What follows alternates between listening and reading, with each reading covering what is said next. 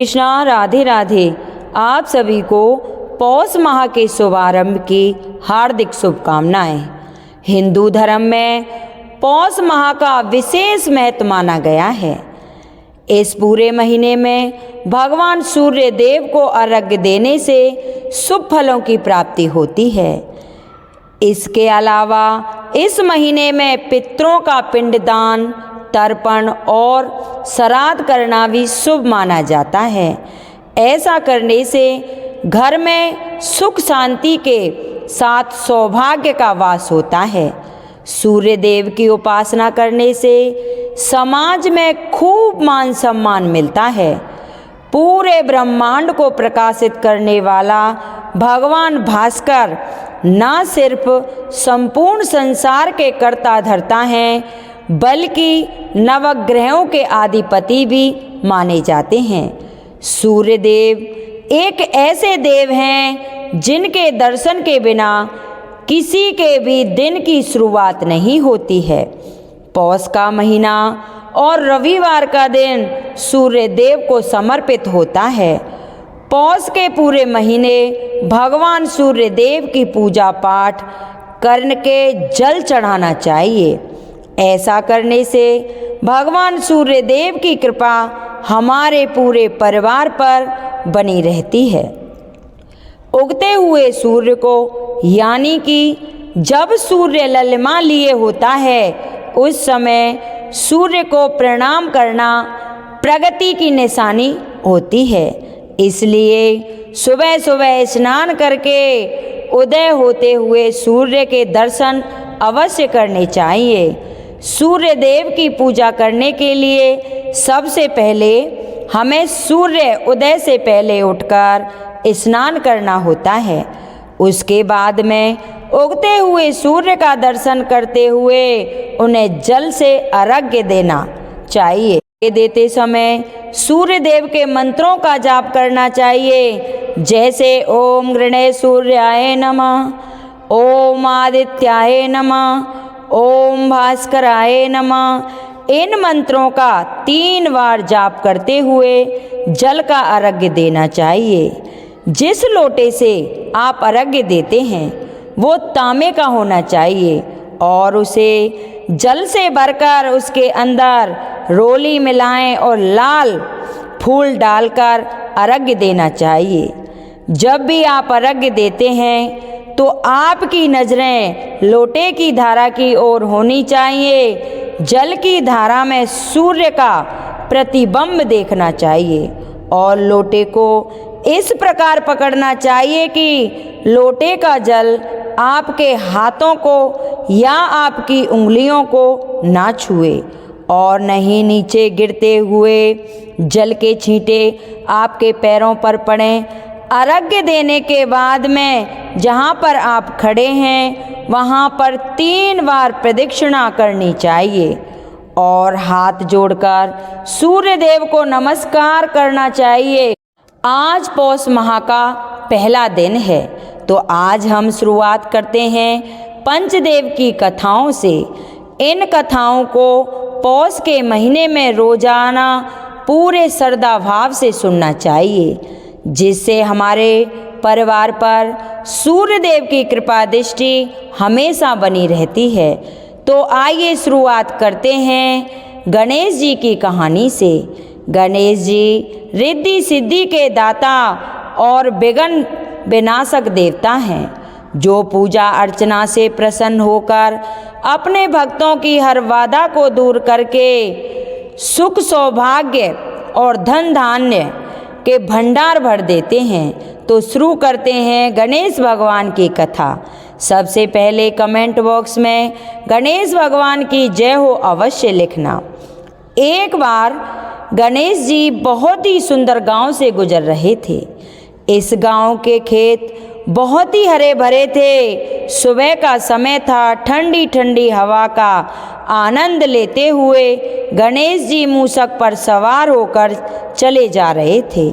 जैसे ही वो गेहूं के खेत में से जाने लगे तो उन्होंने एक गेहूं की बाल तोड़ ली, लेकिन उसे तोड़ते ही गणेश जी को पछतावा होने लगा कि उन्होंने चोरी कर ली है और चोरी करना पाप है।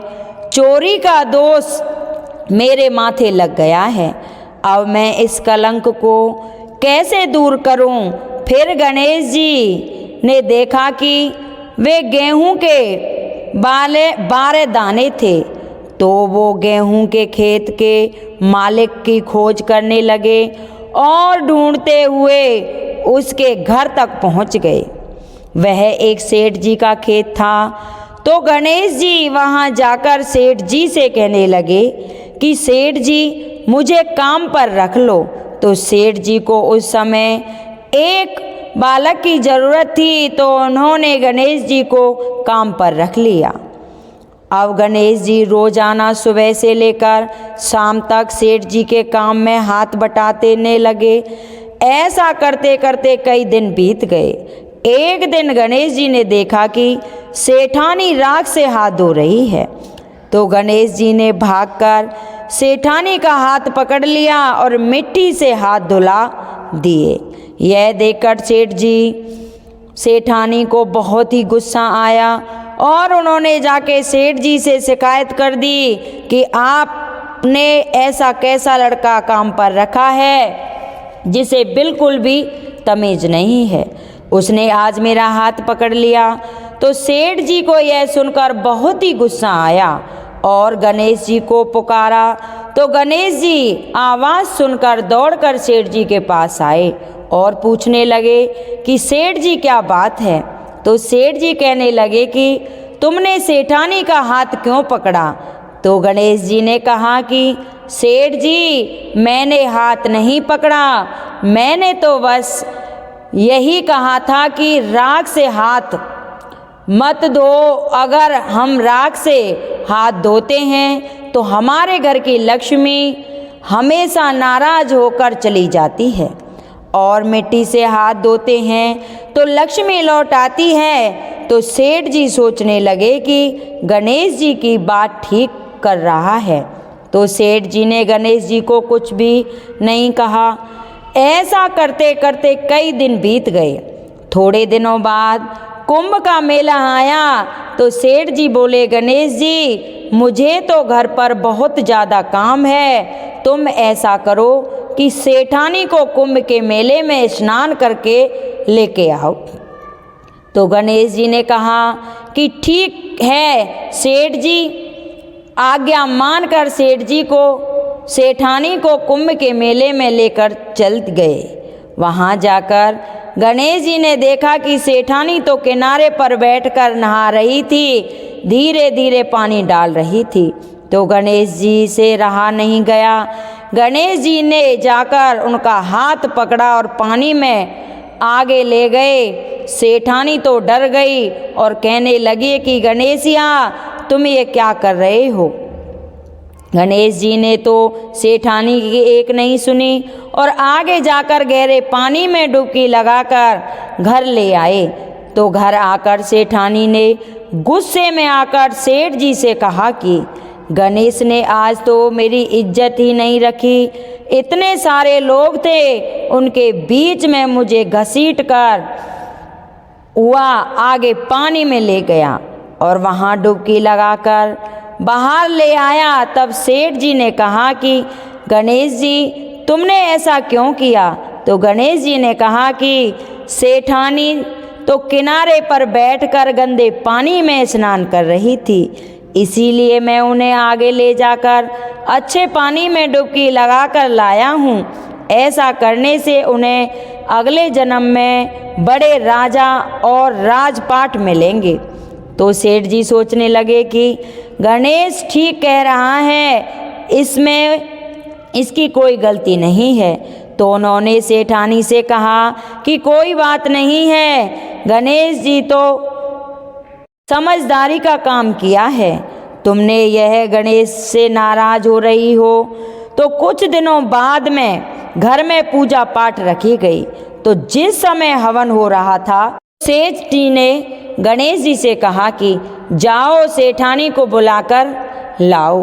तो गणेश जी जैसे ही सेठानी को बुलाने को गए तो सेठानी तो काली चुनरी ओढ़कर तैयार होकर गणेश जी के साथ चलने लगी। तो गणेश जी ने तो काली चुनरी फाड़ दी और कहा कि लाल चुनरी ओढ़ लें, चलो। तो सेठानी गणेश जी का ये व्यवहार देखकर नाराज हो गई और वह सो गई। हवन शुरू होने वाला था और सेठ जी सेठानी की राह देख रहे थे और सोचने लगे कि बहुत देर हो गई है, क्या बात हुई। सो गणेश जी ने जाकर बोला या नहीं, ऐसा सोचने लगे। सेठ जी वहाँ से खड़े होकर और सेठानी को बुलाने के लिए अंदर चले गए। अंदर जाकर देखते हैं कि सेठानी तो नाराज होकर सोई हुई है।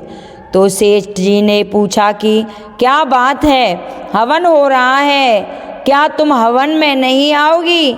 मैंने गणेश को भेजा था। तो सेठानी जी कहने लगी कि गणेश ने तो मेरी चुंदरी फाड़ दी और अब मैं हवन में नहीं आऊँगी। तो सेठ जी ने इस बात को सुना तो बहुत ही गुस्सा आया और कहा कि तुमने सेठानी की चुंदरी क्यों फाड़ी है? ये तो बिल्कुल भी सही बात नहीं है, तुमने ऐसा क्यों किया? तो गणेश जी कहने लगे कि सेठ जी, पूजा पाठ में काला वस्त्र नहीं पहना जाता, यह अपशगुन होता है, इसलिए मैंने तो सेठानी को केवल लाल चुनरी ओढ़कर चलने को कहा था। काला वस्त्र पहनने से कोई भी शुभ काम सफल नहीं होता। तो सेठ जी को सोचने लगे कि गणेश जी हैं तो समझदार, तो उन्होंने गणेश जी को कुछ भी नहीं कहा। ऐसा करते करते कई दिनों बाद सेठानी ने घर पर गणेश जी की पूजा रखवाई। तो पंडित जी आए और पूजा करने लगे। वह बोले कि मैं तो गणेश जी की मूर्ति लाना ही भूल गया हूँ, अब क्या करूँगा?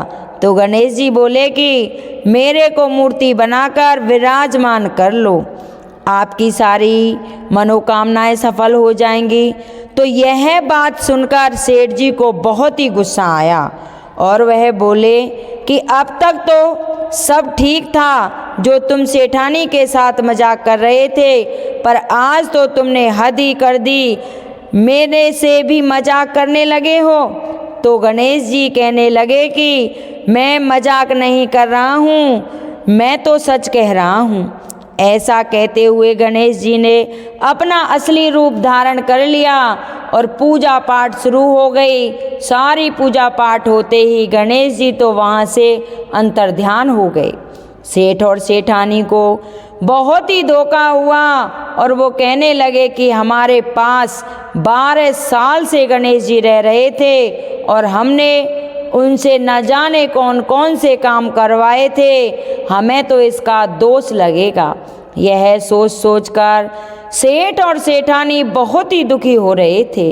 तो उसी रात गणेश जी ने सपने में आकर सेठानी से कहा कि सेठ जी, आपको कोई दोष नहीं लगेगा, मैंने आपके खेत से 12 दाने अनाज के तोड़ लिए थे, मैं तो उसी का दोष उतारने के लिए आपके घर काम करने की को रुका था, तुम्हें चिंता करने की कोई ज़रूरत नहीं है। ऐसा कहकर भगवान गणेश जी सेठ जी के सपने से अंतर्ध्यान हो गए।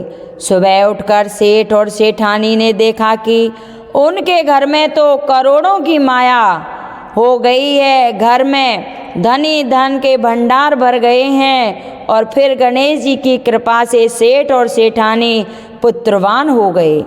जीवन के समस्त सुखों को भोगते हुए अंत में बैकुंठ लोक को गए। हे गणेश जी भगवान, जैसे आपने सेठ और सेठानी को दिया वैसा सबको देना, कहानी कहने वाले को, कहानी सुनने वाले को और हुंकारा भरने वाले को, हमारे परिवार को देना। जय हो गणेश भगवान की। अब अगली कहानी सुनेंगे सूर्य देवता की। बोलो सूर्य महाराज की जय। एक ब्राह्मण था, वह सूर्य भगवान का परम भक्त था। रोजाना नहाता धोता, कहानी कहता और सूर्य देव की पूजा करता। पर वो ब्राह्मण कमाई के नाम पर कुछ भी नहीं करता था। ब्राह्मण घर में रहता तो ब्राह्मणी बार बार कमाने के लिए कहती और कहीं बाहर जाता तो अड़ोसी पड़ोसी उसे निकम्मा कहकर चिढ़ाया करते थे। तो उन सब के ताने सुन सुनकर वह ब्राह्मण परेशान हो गया और एक दिन वह नहा धोकर अपनी पूजा की सामग्री लेकर जंगल में चला गया और वहाँ पर एक सूखे पीपल के पेड़ के नीचे बैठकर पूजा पाठ करने लगा। पूजा पाठ करने के बाद में सूर्य भगवान की कथा कही। वहीं पीपल के पेड़ के पास एक सूखा तालाब भी था, उसमें थोड़ा पानी तो था। वह उसी पानी से लोटा भरकर सूर्य भगवान को जल चढ़ाया। जैसे ही ब्राह्मण ने सूर्य देव को जल चढ़ाया तो वह पूजा का जल बहकर पीपल और सूखे तालाब में आ गया। जल के बह जाते ही सूखा पीपल हरा भरा हो गया और सूखा तालाब भी साफ पानी से भर गया। उस जल में सूर्य भगवान दिखाई देने लगे और ब्राह्मण से कहने लगे कि हे ब्राह्मण, तू मांग, क्या मांगना चाहता है। तो ब्राह्मण ने यह सुना तो वह तो बहुत ही डर गया और सोचने लगा कि पीपल में लगता है कोई भूत रहता है। तो रोजाना जब भी वह पूजा पाठ करता तो उसे वही आवाज़ आती। तो सुन सुनकर चिंता के कारण वह ब्राह्मण तो बहुत ही दुबला पतला हो गया। तो एक दिन ब्राह्मणी ने सोचा कि ब्राह्मण को गए हुए कितने दिन हो गए हैं, चलो आज जाकर उनकी खोज खबर लेकर आती हूँ। यह सोचकर ब्राह्मणी भी जंगल में आ गई। जो जैसे ही ब्राह्मण ने ब्राह्मणी को देखा तो वह आश्चर्यचकित हो गए और पूछने लगी कि आप, यह क्या हो गया है, आप इतने दुबले पतले कैसे हो गए हैं। तो ब्राह्मण ने सारा हाल बताया। तो ब्राह्मणी ने ब्राह्मण की सारी बात सुनकर कहा कि आपके जल चढ़ाने के बाद ये आवाज़ें आती हैं तो मुझे लगता है कि सूर्य भगवान स्वयं आते हैं। कल अगर आपको फिर से वही आवाज़ सुनाई दे तो सब कुछ मांग लेना। तो ब्राह्मण कि कैसे मांगूं, मुझे तो कुछ मांगना नहीं आता, कुछ कहना भी नहीं आता, मैं तो भूल जाऊंगा। तुम मुझे कोई ऐसी तरकीब बताओ जिससे कम शब्दों में ज़्यादा मिल जाए। तो ब्राह्मणी कहने लगी कि तुम इस प्रकार कहना कि खंडे के महल के अंदर सोने के पालने में पड़पोते को दासियों के द्वारा खिलाते अपनी आँखों से देख सकूं। इस प्रकार लंबी उम्र, महल, बेटे, पड़पोते, बहुएं, धन सब कुछ मिल जाएगा। तो ब्राह्मण सुनकर कहने लगा कि मुझे तो समझ में नहीं आया। तो ब्राह्मणी कहने लगी, धन होगा तभी तो सोने का पालना होगा, दास दासियां होंगे, आंखें घुटने ठीक होंगे, तभी तो अपने पड़पोते को सोने के पालने में झूला झूलते देख सकोगे। बेटे और बहुएं होंगे तभी तो पोते के दर्शन होंगे। तो यह सुनकर ब्राह्मण ने कहा कि हाँ ठीक है, अब मुझे सब कुछ समझ में आ गया है। दूसरे दिन जैसे ही ब्राह्मण ने स्नान करके पूजा पाठ की और सूर्य देव को अर्घ्य दिया तो वही आवाज़ आई। तो ब्राह्मण ने वैसे ही कहा जैसा कि ब्राह्मणी ने समझाया था। तो सूरज भगवान ने कहा कि देखने में तो भाले लगते हुए, फिर भी एक बार में सब कुछ मांग लिया, फिर भी तुमने जो मांगा है वो तुम्हें अवश्य मिलेगा, जा तेरी हर इच्छा पूरी होगी। तो ब्राह्मण इस तरह का आशीर्वाद पाकर खुशी खुशी घर की तरफ चल पड़ा। घर आया तो देखा कि कुटिया की जो टूटी फूटी झोंपड़ी थी, जहाँ एक नौखंडा महल खड़ा था, दास दासी आ जा रहे थे। वो ब्राह्मण ने कहा कि यहाँ मेरी झोंपड़ी थी और एक बूढ़ी ब्राह्मणी भी थी, वो कहाँ चली गई। उसी समय एक सुंदर औरत गहनों से और सुंदर कपड़ों से सजी हुई बाहर निकलती है और ब्राह्मण से कहती है कि आ जाओ स्वामी, ये अपना ही घर है, सूर्य भगवान ने तुम्हारी सारी मनोकामनाएं पूर्ण कर दी हैं। तो ब्राह्मण ने कहा कि हम इतने धन का क्या करेंगे? तो ब्राह्मणी ने कहा, धन से क्या नहीं होता, दान पुण्य करेंगे, यज्ञ करेंगे, होम करेंगे, भूखों को भोजन करवाएंगे, प्याऊ लगवाएंगे, धर्मशालाएं बनवाएंगे। तो ब्राह्मण ने ब्राह्मणी के कहे अनुसार वे सारी क्रिया करी। थोड़े ही समय में सारी प्रजा राजा की जगह उस ब्राह्मण के गुणगान करने लगी। तो यह बात राजा तक पहुंची। तो राजा ने सुनकर उस ब्राह्मण को बुलाया और पूछा कि कल तक तो आपको खाना भी नहीं मिलता था, आज ये धन कहाँ से आया? कहाँ पे चोरी की है, डाका डाला है, क्या कुछ किया है? मुझे सब कुछ सच सच बताओ। तो ब्राह्मण ने कहा, महाराज, ना तो मैंने चोरी की है और ना ही किसी का डाका डाला है, यह तो सूर्य भगवान की कृपा से मुझे प्राप्त हुआ है। यह कहकर ब्राह्मण ने सारी बात राजा को बता दी। तो राजा ने कहा, हे ब्राह्मण देव, मेरे पुत्र नहीं है, अब तुम मुझे बताओ कि अब मुझे क्या करना चाहिए। तो ब्राह्मण ने राजा को सूर्य भगवान की पूजा विधि बताई। तो राजा ने वैसा ही किया। तो राजा के घर 10वें महीने सुंदर पुत्र ने जन्म लिया।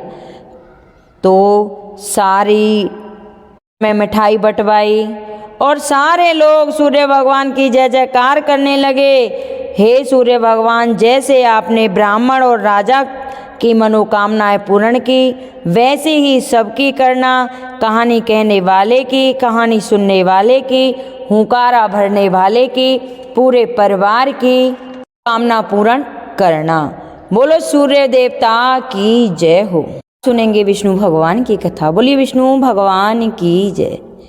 योगिक कथाओं में ऐसी कई कहानियाँ हैं जिनमें बताया गया है कि शिव की करुणा कोई भेदभाव नहीं करती है और वे किसी की इच्छा पर बच्चों की तरह भोलापन दिखाते हैं। एक बार गजेंद्र नामक एक असुर था। गजेंद्र ने बहुत तप किया था और शिव से यह वरदान पाया कि जब तक भी उन्हें पुकारेगा शिव को आना होगा। त्रिलोकों के सदा शरारती ऋषि नारद ने देखा कि गजेंद्र हर छोटी छोटी बात के लिए शिव को पुकारता रहता है। तो उन्होंने गजेंद्र के साथ एक चालाकी चली। उन्होंने गजेंद्र से कहा, तुम शिव को बार बार क्यों बुलाते हो? वह तुम्हारी हर पुकार पर आ जाते हैं। क्यों नहीं तुम उनसे कहते कि वह तुम्हारे अंदर आ जाएं और वहीं रहें, जिससे वह हमेशा तुम्हारे अंदर होंगे। गजेंद्र को यह बात अच्छी लगी और फिर उसने शिव की पूजा की। जब शिव उसके सामने प्रकट हुए तो वह बोला, आपको मेरे अंदर रहना होगा, आप कहीं मत जाइए। शिव अपने भोलेपन में एक लिंग के रूप में गजेंद्र में प्रवेश कर गए और वहाँ रहने लगे। फिर जैसे जैसे समय बीता, पूरे ब्रह्मांड शिव की कमी महसूस कर रहा था। कोई नहीं जानता था कि वह कहाँ है। सभी देव और गण शिव को खोजने लगे।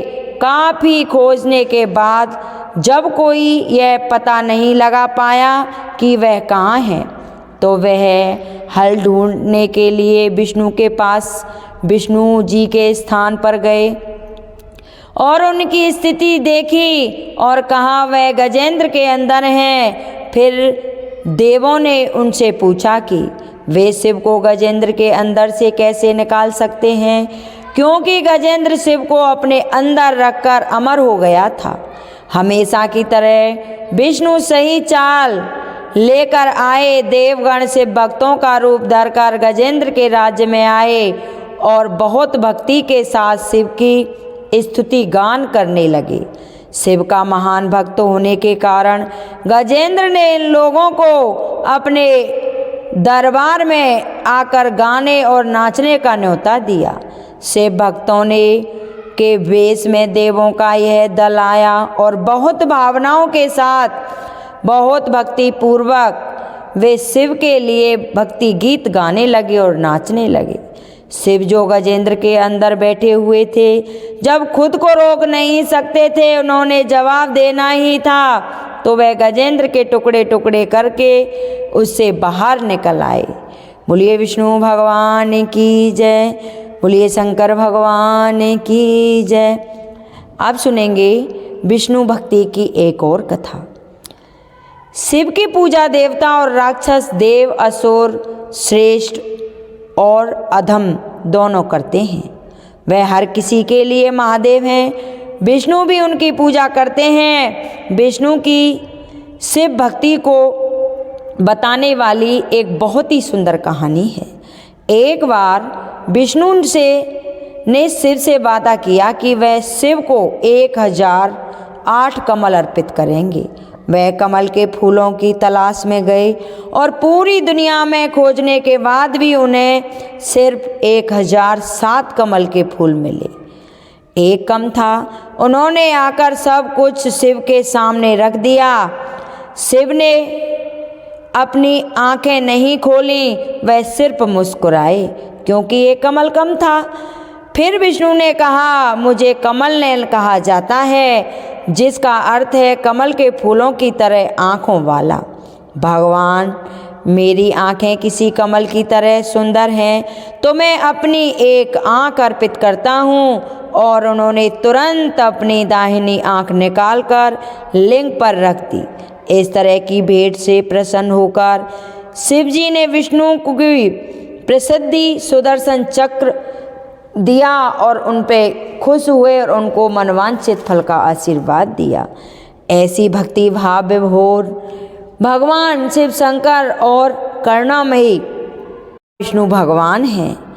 हे भगवान, जैसे आपने देवताओं के कार्य सवारे, सभी की मनोकामनाएं पूर्ण करी, वैसे ही ये मेरी कथा सुनने वाले, हुंकारा भरने वालों की मनोकामना पूर्ण करना, उनके पूरे परिवार पर अपनी कृपा दृष्टि बनाए रखना।